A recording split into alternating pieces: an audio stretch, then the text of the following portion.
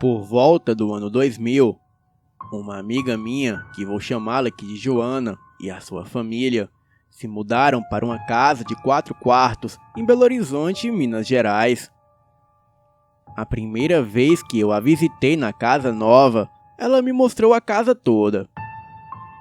Porém, menos o último quarto do corredor.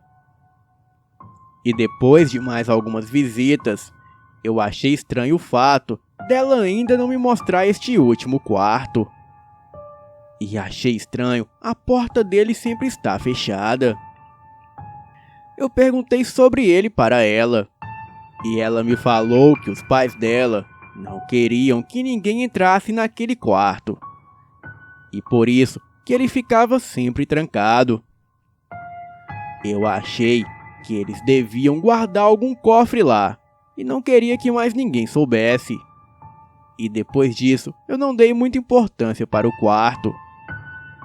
Em uma noite, a Joana me pediu para dormir na casa dela, porque os pais dela iam viajar e ela não queria ficar sozinha. E quando eu estava dormindo lá, eu acordei no meio da noite com vontade de ir ao banheiro. O banheiro ficava no fim do corredor, em frente ao quarto, que ficava sempre trancado.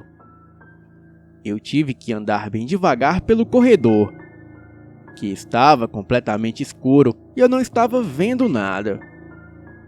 Quando eu cheguei no banheiro, eu fiquei ali parada por um tempo, procurando o interruptor de luz. Então, do nada, eu escutei uma voz bem baixinha e distante. Eu fiquei parada lá por alguns instantes, tentando descobrir de onde estava vindo a voz. Parecia que estava vindo do quarto na minha frente, e eu não conseguia entender as palavras, mas dava para ver que era a voz de alguém. Eu sabia que a Joana e eu éramos as únicas pessoas na casa. Então eu achei que podia ser algum ladrão que tivesse entrado pela janela para roubar algo.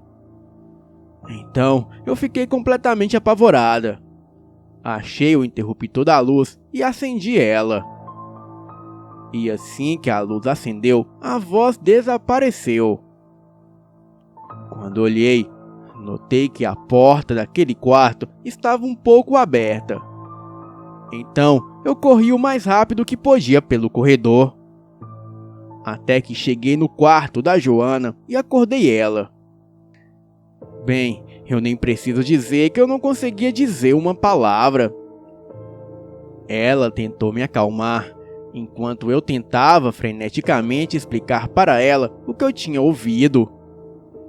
Nós ligamos todas as luzes e procuramos em cada canto da casa, até que chegamos no último quarto do corredor. Quando eu tinha ido ao banheiro, eu lembrei de ter visto uma fresta da porta daquele quarto aberta, mas agora ela estava completamente trancada. Falei isso para a Joana e ela falou que eu devia estar sonhando. O meu coração estava batendo acelerado, enquanto a Joana e eu estávamos paradas na frente da porta. Então eu falei para ela que não era uma boa ideia abrir a porta e que deveríamos chamar a polícia.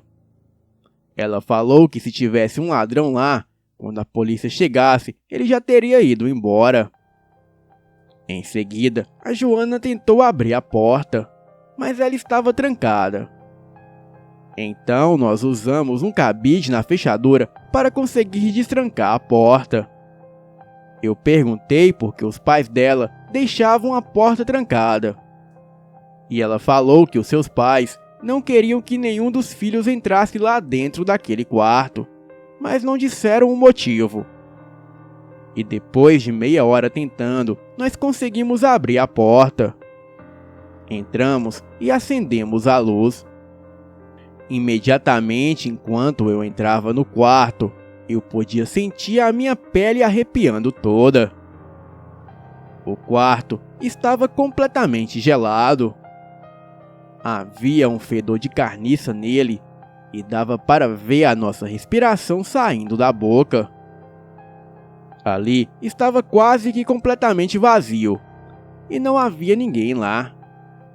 E também não havia cadeira, cama, mesa, armário e nem nada.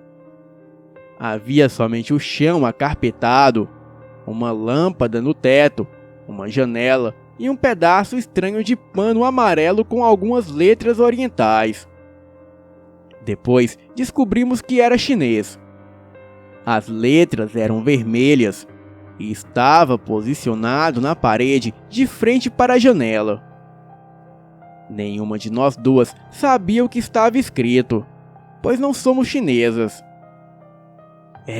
Eu acho que acabamos de ser roubadas. Não tem nada aqui, a Joana falou.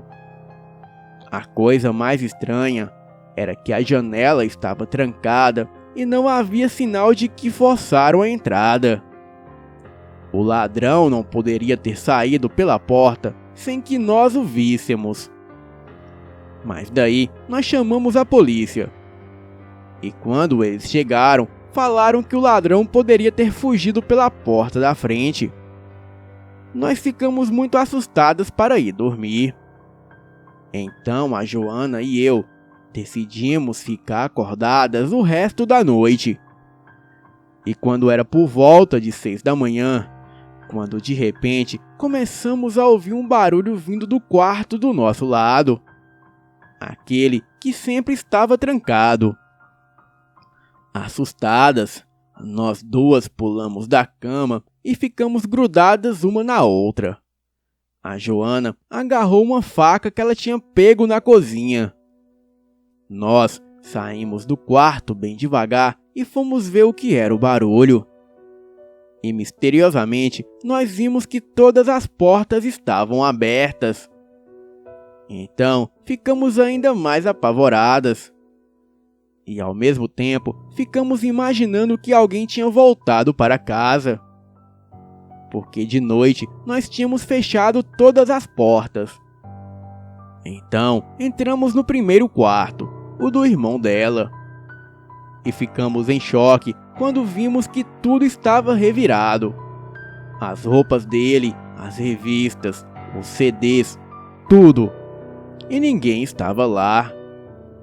E os pôsteres que estavam na parede estavam todos rasgados. As gavetas estavam no chão e o colchão dele estava jogado no canto do quarto. Os outros quartos estavam revirados do mesmo jeito.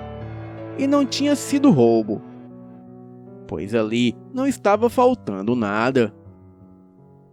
As portas de entrada da casa estavam trancadas e as janelas também. Depois daquela noite, a Joana ficou na minha casa até os pais dela chegarem de viagem. Os pais dela, que eram muito supersticiosos e acreditavam no sobrenatural, falaram para ela a verdade sobre o último quarto do corredor, o qual era para ser mantido vazio e não era para ser perturbado. Eles falaram para ela que o dono anterior da casa tinha se matado e teve uma morte muito dolorosa naquele quarto.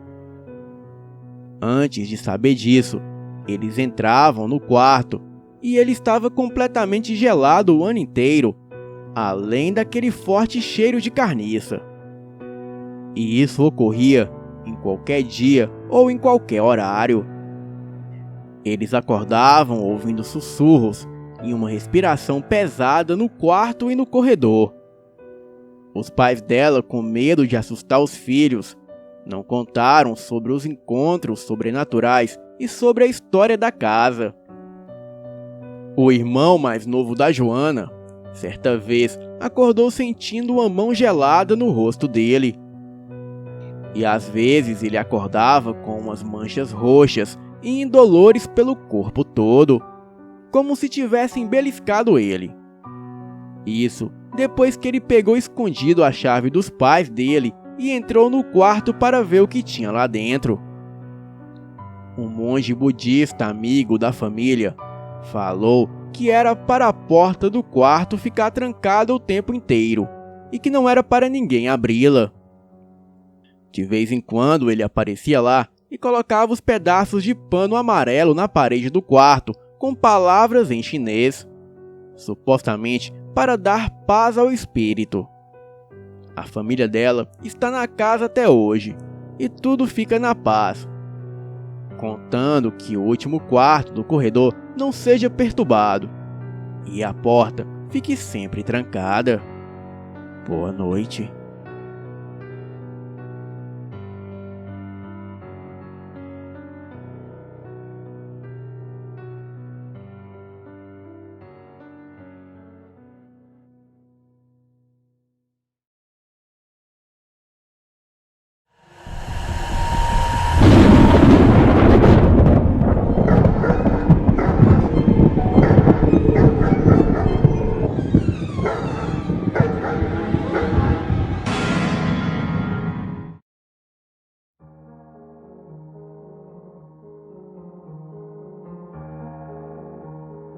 Desde criança, eu, minha irmã mais nova, nossos amigos e vizinhos da rua, víamos de nossas casas um sítio ao longe.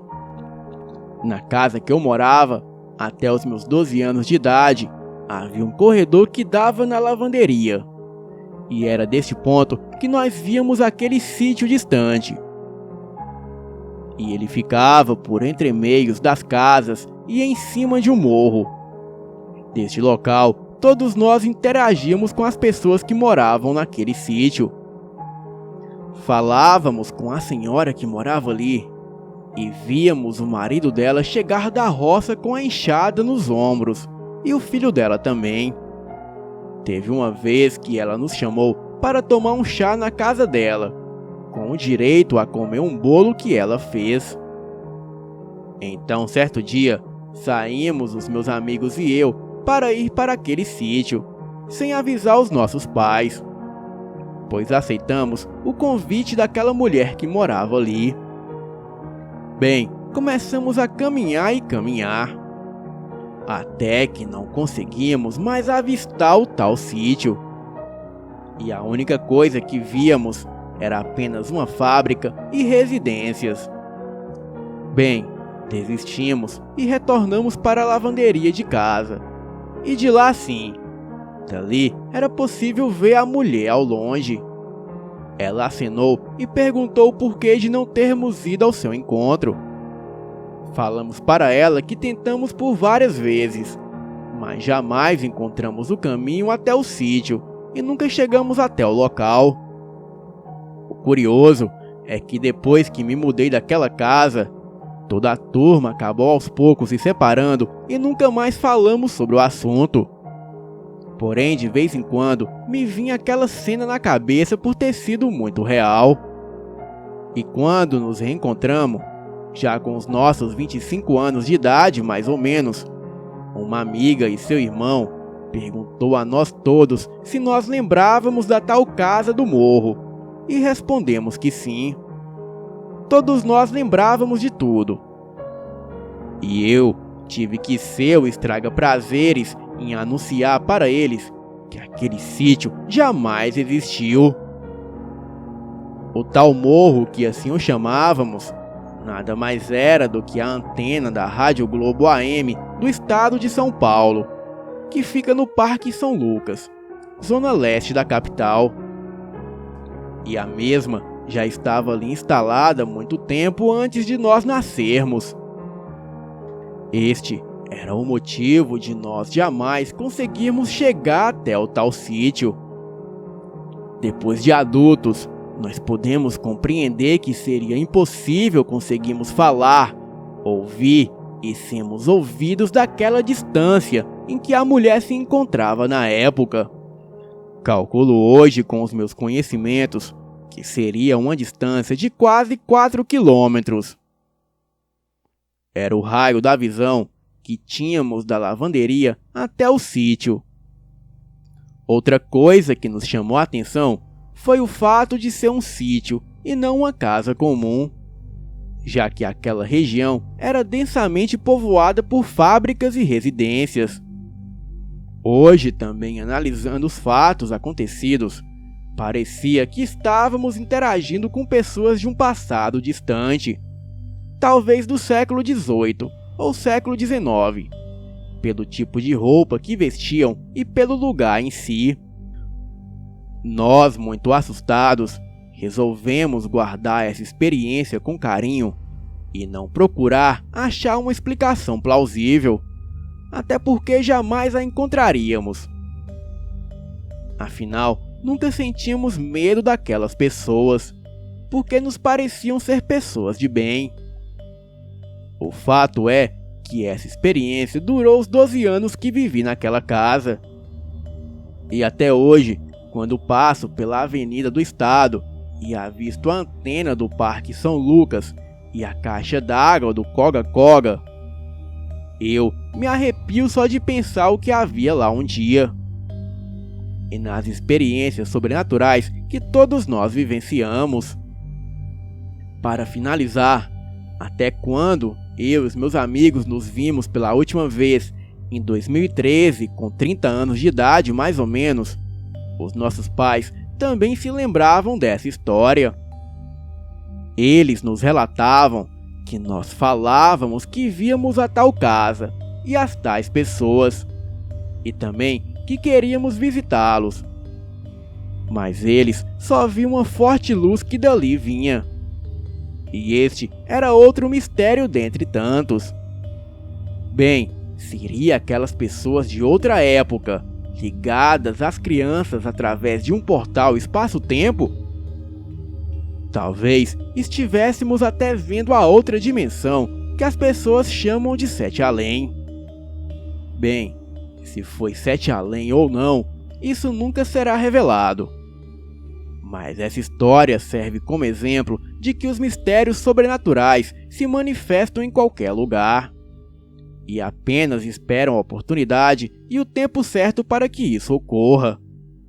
Boa noite.